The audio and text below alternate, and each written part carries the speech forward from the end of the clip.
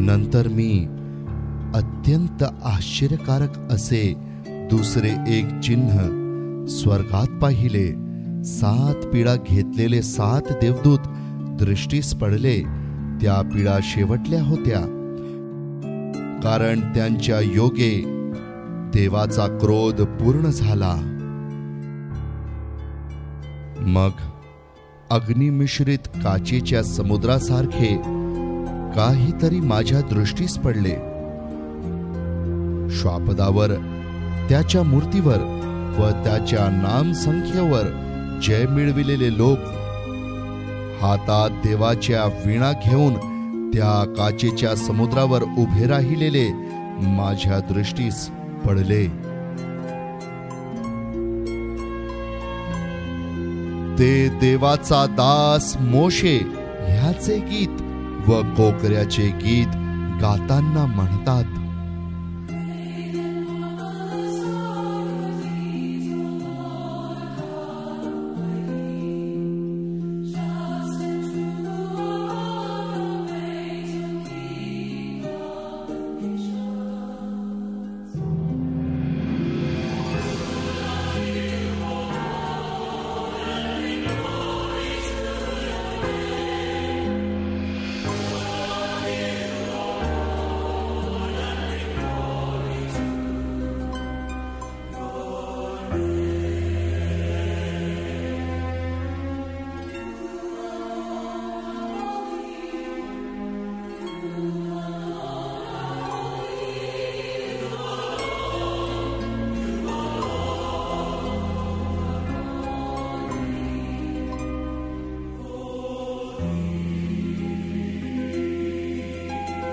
हे प्रभु देवा, हे सर्व समर्था, तुझी कृत्ये थोर व आश्चर्यकारक आहेत.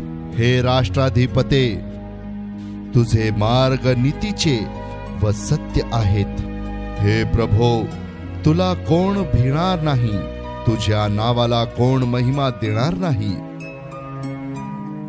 कारण तूच मात्र पवित्र आहेस आणि तुझी न्यायकृत्ये प्रगट झाली आहेत.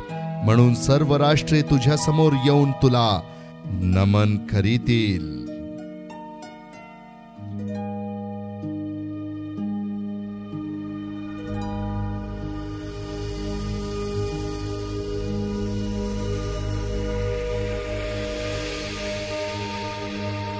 नंतर मी पाहिले, तेव्हा साक्षीच्या मंडपाचे स्वर्गातील मंदिर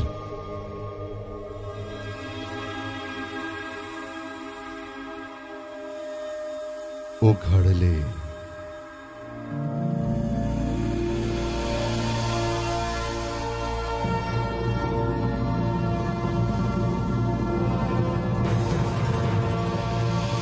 आणि स्वच्छ व तेजस्वी तागाची वस्त्रे परिधान केलेले व छातीवरून सोन्याचा पट्टा बांधलेले असे 7 पिढा घेतलेले ते 7 देवदूत त्या मंदिरातून निघाले.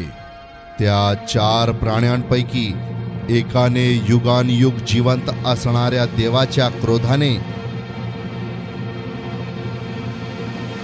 भरलेल्या सोन्याच्या 7 वाट्या त्या 7 देवदूतास दिल्या. तेव्हा देवाचे तेज व पराक्रम ह्यापासून निघालेल्या धुराने मंदिर भरून गेले.